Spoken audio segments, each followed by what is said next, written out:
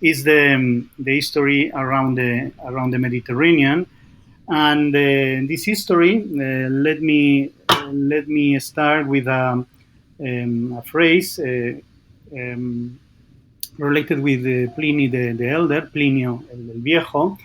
And this guy said that the Mediterranean, the connection between the Mediterranean and the Atlantic, was provoked by Hercules, by Heracles, and that cut with his sword the mountains and permit the connection of waters. Well, this is a tale, in fact, but it's not so far from the reality. And I would like to talk in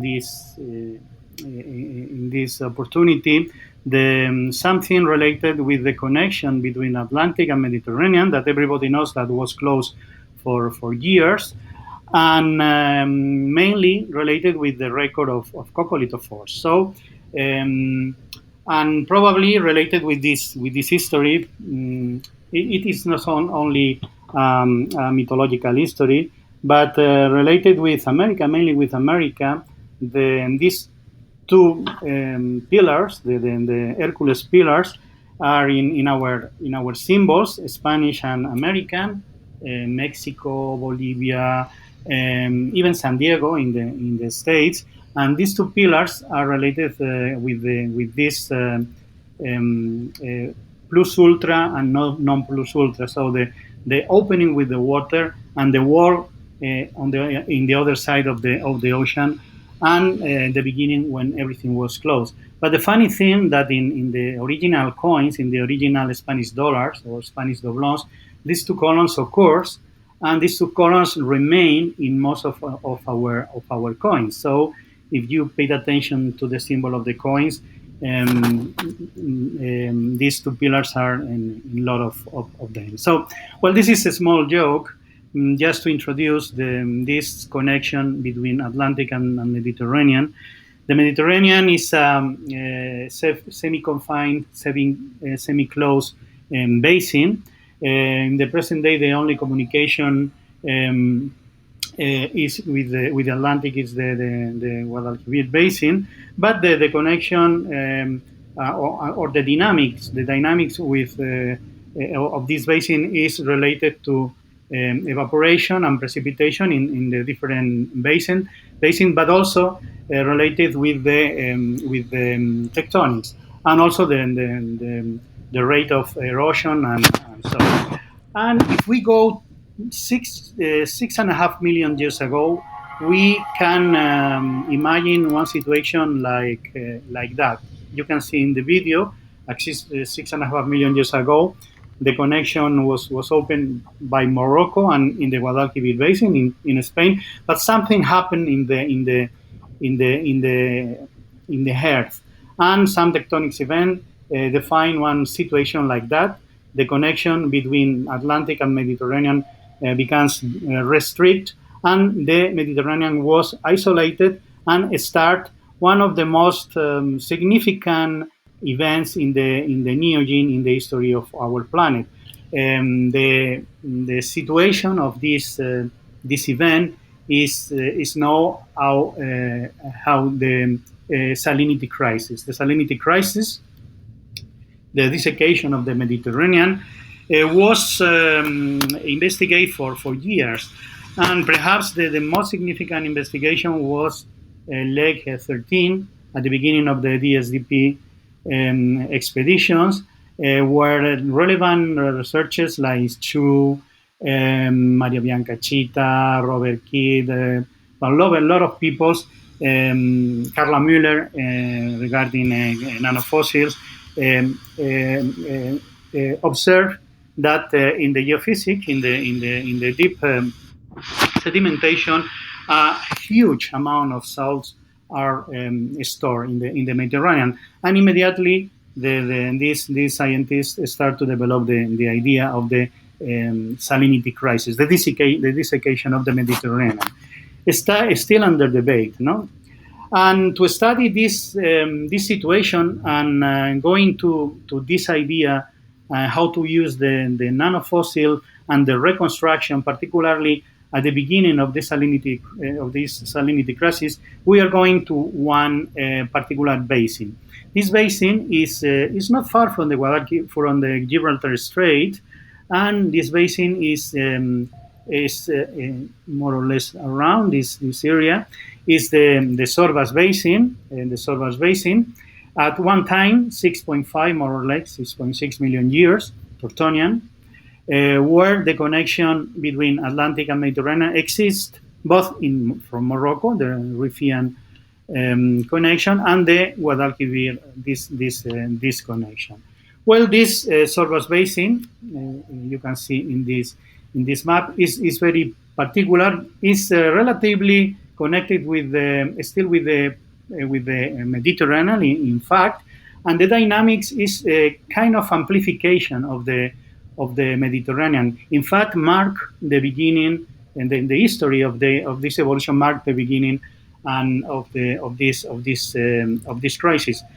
This basin is placed in the Almeria province in south Spain. It's like a desert. You can see marls, gypsum, diatomites. It is a very, very complex sedimentary complex, very well placed. We can see the limits.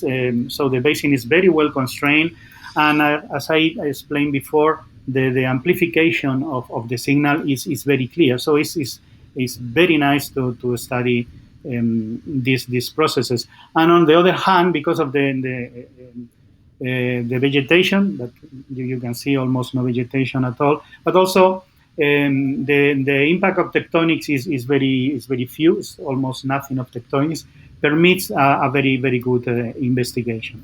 Also, it's very interesting and very useful for chronology, and so the presence of volcanoes, sometimes very particular volcanoes. This is an atoll. In the top, you can see here Messinian. In this case, are Messinian reefs, and it splits in all the region, and sometimes connecting time with the deep basin sediments that we are going to see.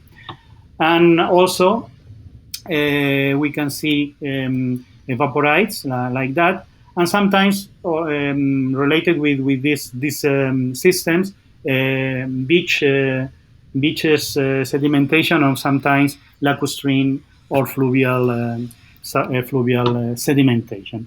But to follow one hypothesis, and in order to explain how to use nanofossils in chronology, but also in paleoceanographic evolution, the hypothesis tried to study peculiar lithologies. And in this case, we paid special attention to sapropels. Sapropels, very well defined in the Mediterranean. These are ODP sapropel record in the Eastern Mediterranean, and this one, the other record, are organic rig layers similar to these layers observed in the Sorbas Basin. So I said that we follow this hypothesis. If we know how these sapropels are produced, and how are produced the other lithology alternatives, we can have an idea about the general sedimentation. So, and this general scenario is that the sapropel is related with an enhanced productivity, but it's not so clear. At least one enhanced organic matter preservation, but this is the most important one: increase of the stratification, and in general higher temperature in the region.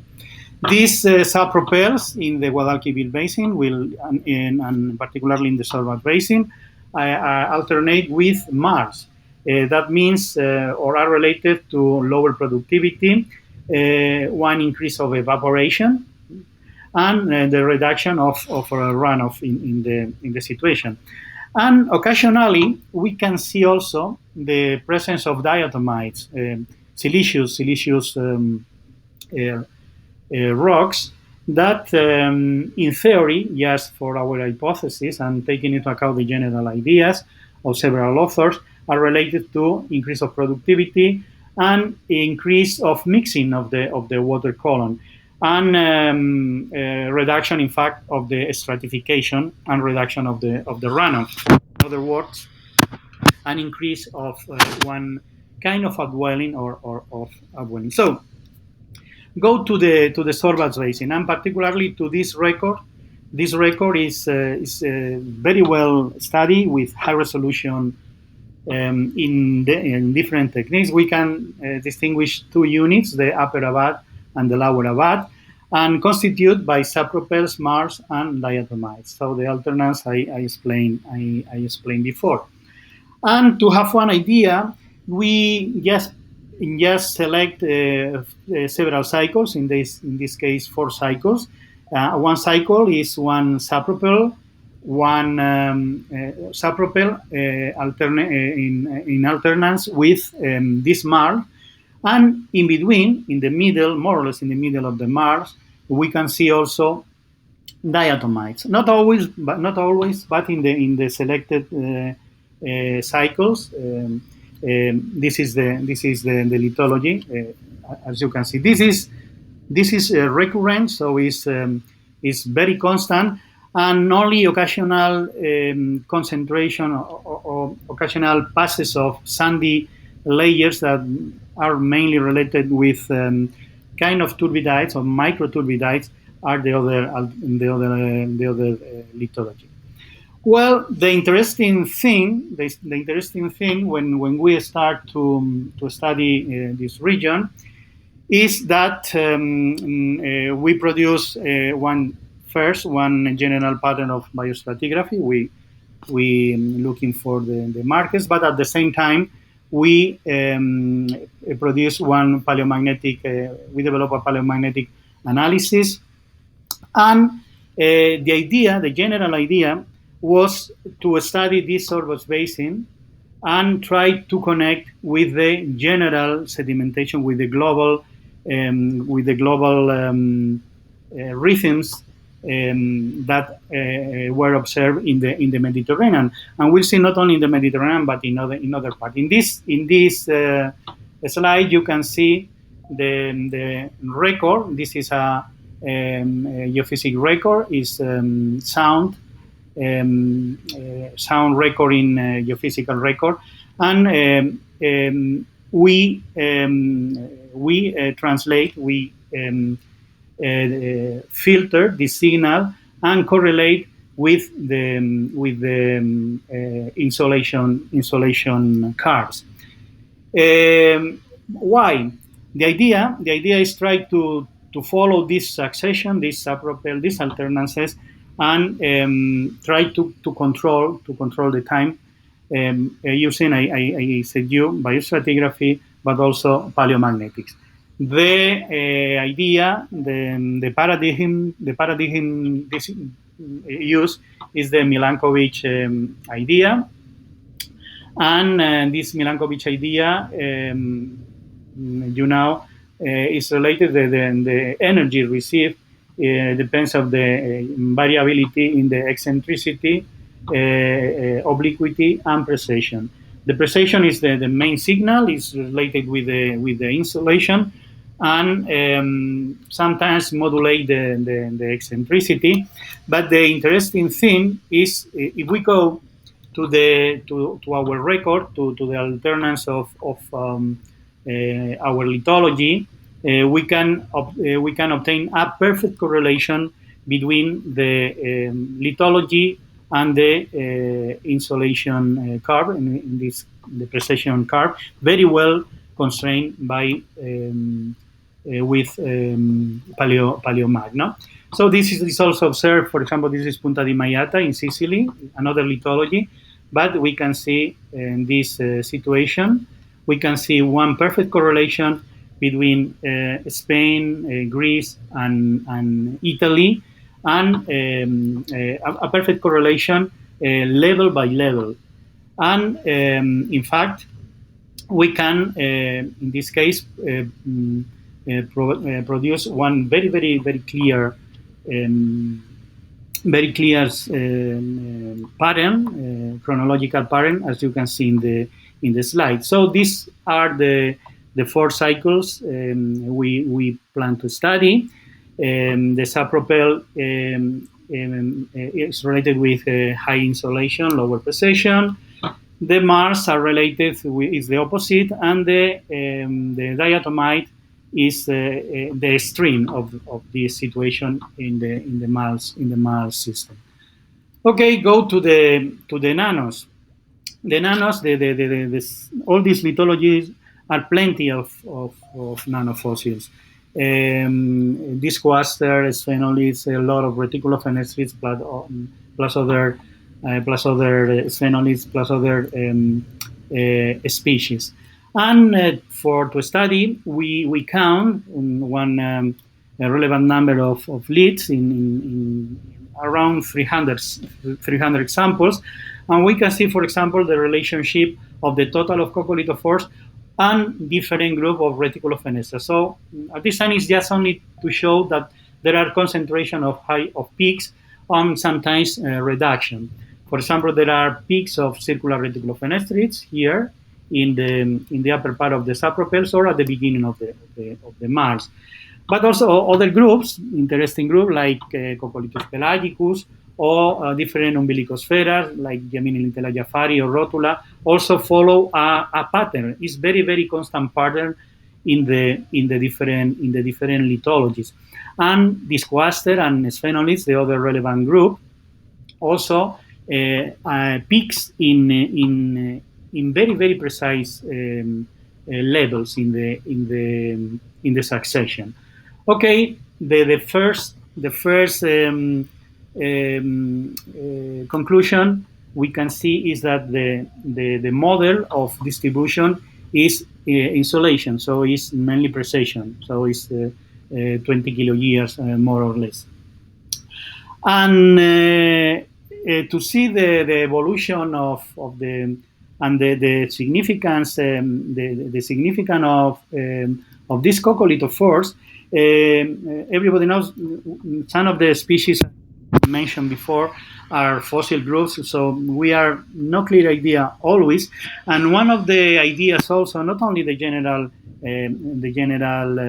analysis, but also try to find, we are looking for information about very peculiar groups, for example, sphenolids or particularly this cluster. For that, we compare with another fossil groups and another proxies that provide interesting and relevant information about paleoecology. For example, diatoms are concentrated in the diatomites, of course, and related with high productivity. So as we also explained before. But for example, the benthic foraminifera, we also study benthic foraminifera, are very scarce in the subpropels, and it's very relevant the number in the Mars. So related with oxygenation, low and high oxygenation, respectively. And for example, this is very interesting in the concerning planktonic foraminifera. We Pérez Folgado, my former student, study the relation of worm and oligotrophic and another group, for example, the Neogloboquadrina, and other groups that are, some of them are living close to the nutridecline, and other of them are living, for example, this Pachyderma and Deutertrae are living in the deep chlorophyll maximum. So this is very well known. And for example, with this, in the coccolithophore assemblage, in the nanofossil assemblage, we are not clear idea about the significance. So if we go to the total the data, we can observe that the total record first, the total record of coccolithophores are also related with, for example, the total of phosphorus titanium, another proxy. So in theory, the productivity, the total number of coccolithophores are related with peaks in productivity, not the top of productivity that is more or less at the top of the diatom and the diatomite, but more coccolithophores more productivity in the system. But other interesting things, for example, the total coccolithophores are related with, for example, this group, several groups. But for example, one interesting, just to pay attention in one more interest, total the total coccolithophores are related sometimes with these deep inhabitants. That we see are related also with the most important group. And for example, the warm oligotrophic foraminifera are in alternance also with the deep inhabitants. If we go to the particular groups, reticulofenestrids, for example, we can see that the reticulofenestrids, smaller than 5 microns, are very well correlated with deep inhabitants in the planktonic foraminifera record, or at least in the lower part with deep chlorophyll maximum in inhabitants. No. With all this data, we can produce one kind of map, and we can in these maps we can see that the situation of the bands of different species we can see here are concentrated sometimes in the sapropel, sometimes in the diatomites, sometimes in the mals. And if we select and produce another graphic, we can observe a very, very interesting thing. Perhaps the most interesting thing is one succession of the nanofossil assemblage. From the beginning to the top, we can see that the sapropel are dominated by in the bottom by sphenolids, after this cluster, and when we go to the Mars, the assembly change dramatically and are reticulofenestrids the dominant. And when we reach the diatomites, are the largest reticulofenestrids, the dominant of this area, and in the top of the Mars, and the assemblage also change again, and are groups like Coccolithus pelagicus, beginning in the diatomite, but also Umbilicosphaera, a concentration of nanoliths of this group. So, in summary, we can reconstruct the idea, and we can see the sapropel in the bottom means warm oligotrophic with this cluster, living. This is very, very interesting. Living or related with the pycnocline nutricline. So living in the close to the photic lower photic zone, or close to the lower photic zone. In the upper part, this is a similar situation, but for example, the number of sphenolids is increased, and also there are this cluster specialized in this increase in this region. So the situation is the situation we explained before.